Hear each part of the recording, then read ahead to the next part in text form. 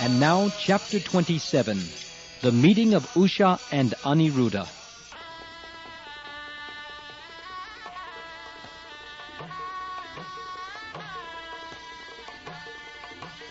The meeting of Aniruddha and Usha, which caused a great fight between Lord Krishna and Lord Shiva, is very mysterious and interesting. Maharaj Parikshit was eager to hear the whole story from Shukdev Goswami, and thus Shukdev narrated it. My dear king, you must have heard the name of King Bali.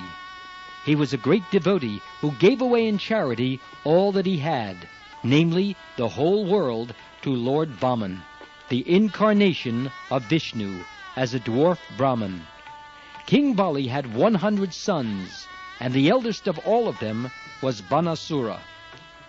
This great hero, Banasura, born of Maharaj Bali, was a great devotee of Lord Shiva, and was always ready to render service unto him. Because of his devotion, he achieved a great position in society, and he was honored in every respect. Actually, he was very intelligent and liberal also, and his activities are all praiseworthy, because he never deviated from his promise and word of honor. He was very truthful and fixed in his vow. In those days, he was ruling over the city of Shonitapur. By the grace of Lord Shiva, Banasura had 1,000 hands, and he became so powerful that even demigods like King Indra were serving him as most obedient servants.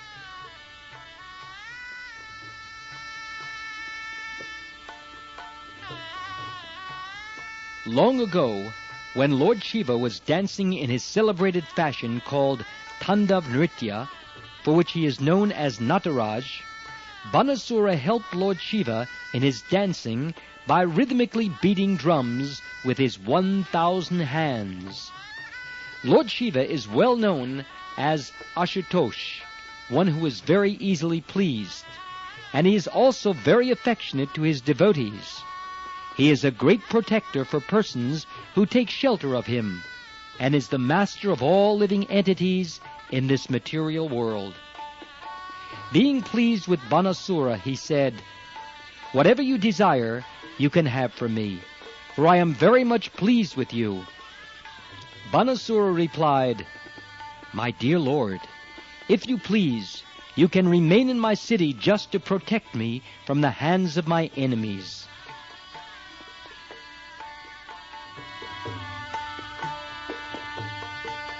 Once upon a time, Banasura came to offer his respects to Lord Shiva. By touching the lotus feet of Lord Shiva with his helmet, which was shining like the sun globe, he offered his obeisances unto him. While offering his respectful obeisances, Banasura said, "My dear Lord, anyone who has not fulfilled his ambition will be able to do so by taking shelter of your lotus feet, which are just like desire trees, from which one can take anything he desires. My dear Lord, you have given me 1,000 arms, but I do not know what to do with them. Please pardon me, but it appears that I cannot use them properly in fighting. I cannot find anyone competent to fight with me, except your lordship, the original father of the material world. Sometimes I feel a great tendency to fight with my arms, and I go out to find a suitable warrior. Unfortunately, everyone flees, knowing my extraordinary power. Being baffled at not finding a match, I satisfy the itching of my arms by beating them against the mountains. In this way, I tear many great mountains to pieces."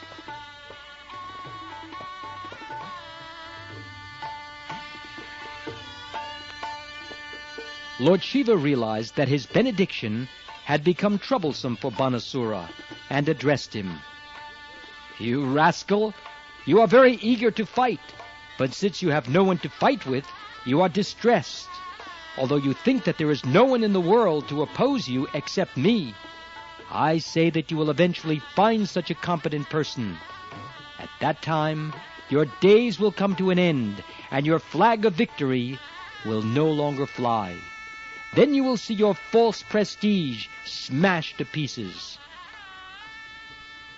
After hearing Lord Shiva's statement, Banasura, who was very puffed up with his power, became elated that he would meet someone able to smash him to pieces. Banasura then returned home with great pleasure, and he always waited for the day when the suitable fighter would come to cut down his strength. He was such a foolish demon. It appears that foolish, demoniac human beings, when unnecessarily overpowered with material opulences, want to exhibit these opulences, and such foolish people feel satisfaction when these opulences are exhausted. The idea is that they do not know how to expand their energy for right causes, being unaware of the benefit of Krishna consciousness. Actually, there are two classes of men. One is Krishna conscious, the other is non-Krishna conscious. The non-Krishna conscious men are generally devoted to the demigods, whereas the Krishna conscious men are devoted to the Supreme Personality of Godhead.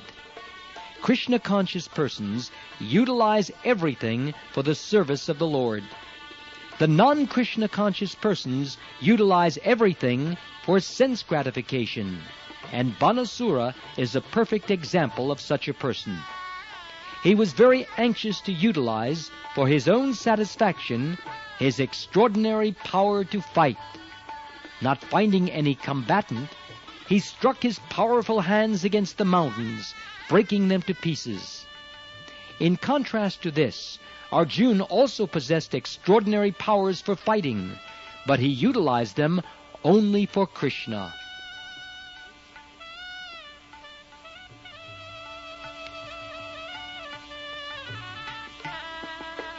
Banasura had a very beautiful daughter, whose name was Usha.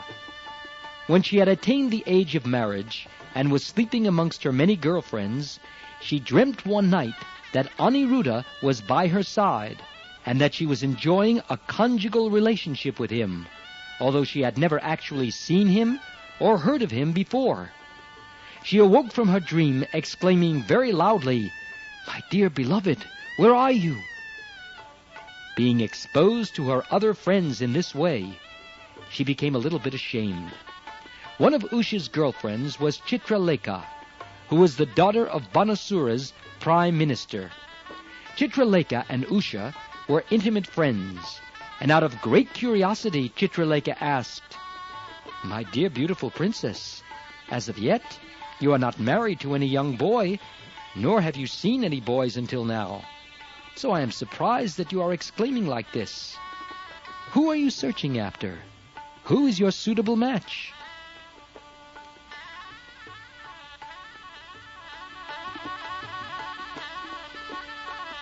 On hearing Chitralekha's inquiries, Usha replied, "My dear friend, in my dream I saw a nice young man who is very, very beautiful.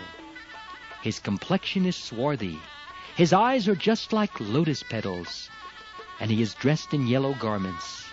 His arms are very long, and his general bodily features are so pleasing that any young girl would be attracted. I feel much pride in saying that this beautiful young man was kissing me, and I was very much enjoying the nectar of his kissing. But I am sorry to inform you that just after this, he disappeared, and I have been thrown into a whirlpool of disappointment. My dear friend, I am very anxious to find this wonderful young man, the desired lord of my heart."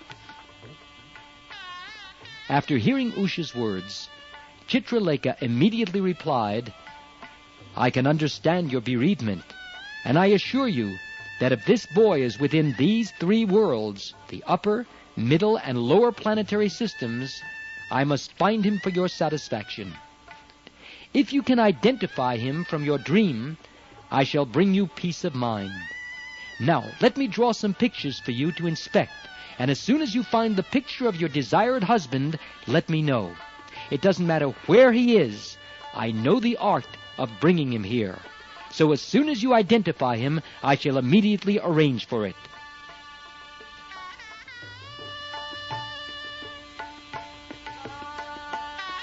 Chitralekha, while talking, began to draw many pictures of the demigods inhabiting the higher planetary systems. Then pictures of the Gandharvas, Siddhas, Charanas, Panagas, Daityas, Vidyadharas, and Yakshas, as well as many human beings.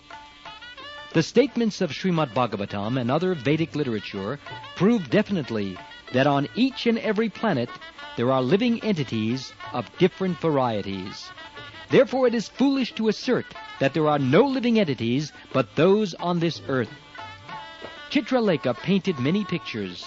Among those of the human beings were the members of the Vrishni dynasty, including Vasudeva, the father of Krishna, Shurasen, the grandfather of Krishna, Sri Balaramji, Lord Krishna, and many others.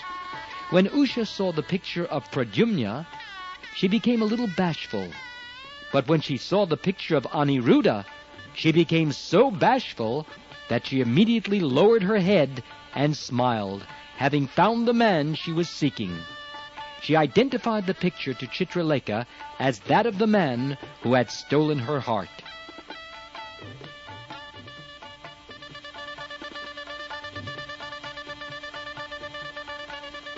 Chitralekha was a great mystic yogini, and as soon as Usha identified the picture, although neither of them had ever seen him or known his name, Chitralekha could immediately understand that the picture was of Aniruddha, a grandson of Krishna. That very night she traveled in outer space, and within a very short time reached the city of Dvarka, which was well protected by Krishna. She entered the palace and found Aniruddha sleeping in his bedroom on a very opulent bed. Chitralekha, by her mystic power, immediately brought Aniruddha in that sleeping condition to the city of Shonitapur, so that Usha might see her desired husband. Usha immediately bloomed in happiness and began to enjoy the company of Aniruddha with great satisfaction.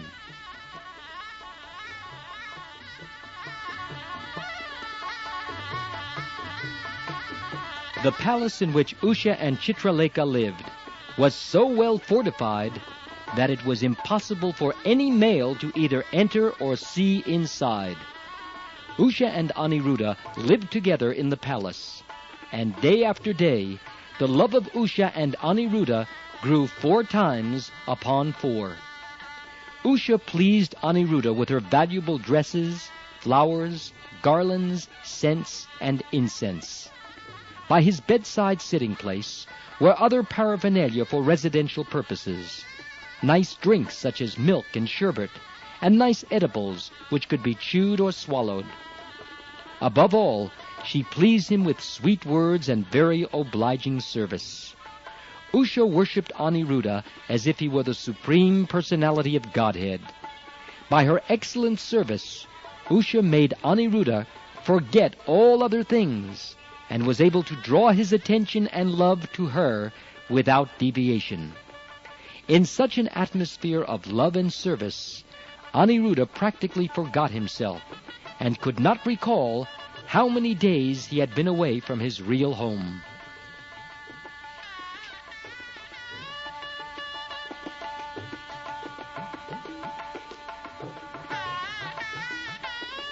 In due course of time, Usha exhibited some bodily symptoms by which it could be understood that she was having intercourse with a male friend.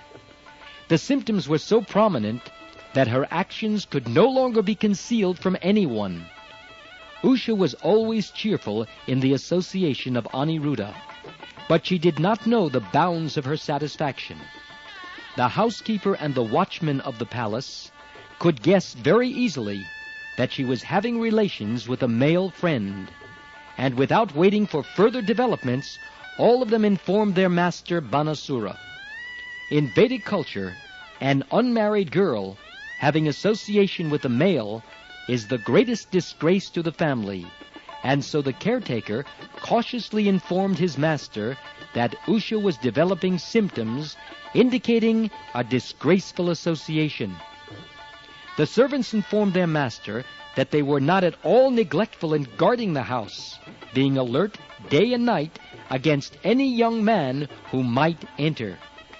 They were so careful that a male could not even see what was going on there, and so they were surprised that she had become contaminated.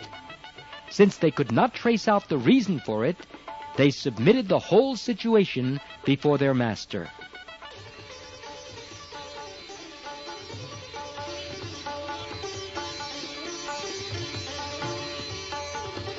Banasura was shocked to understand that his daughter Usha was no longer a virgin maiden. This weighed heavily on his heart, and without delay he rushed towards the palace where Usha was living.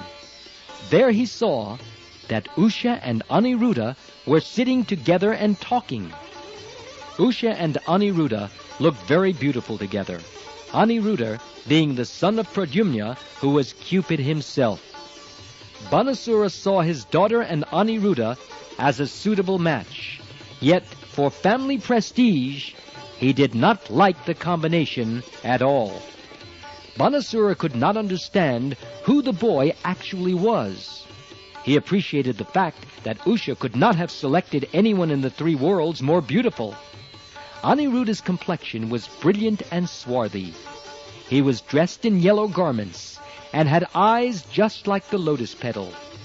His arms were very long, and he had nice curling bluish hair. The glaring rays of his glittering earrings and the beautiful smile on his lips were certainly captivating. Still, Banasura was very angry. When Banasura saw him, Aniruddha was engaged in playing with Usha. Aniruddha was nicely dressed, and Usha had garlanded him with various beautiful flowers.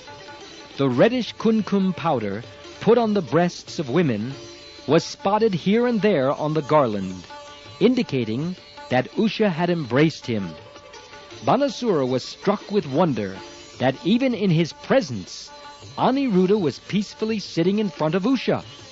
Aniruddha knew, however, that his would-be father-in-law was not at all pleased, and that he was gathering many soldiers in the palace to attack him.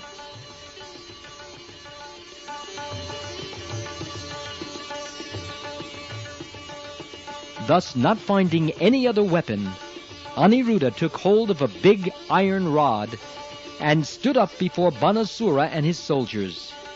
He firmly took a posture indicating that if attacked, he would strike all of the soldiers down to the ground with the iron rod. Banasura and his company of soldiers saw that the boy was standing before them just like the superintendent of death with his invincible rod. Now, under the order of Banasura, the soldiers from all sides attempted to capture and arrest him. When they dared to come before him, Aniruddha struck them with the rod, breaking their heads, legs, arms, and thighs, and one after another they fell to the ground. He killed them just as the leader of a flock of hawks kills barking dogs one after another. In this way, Aniruddha was able to escape the palace.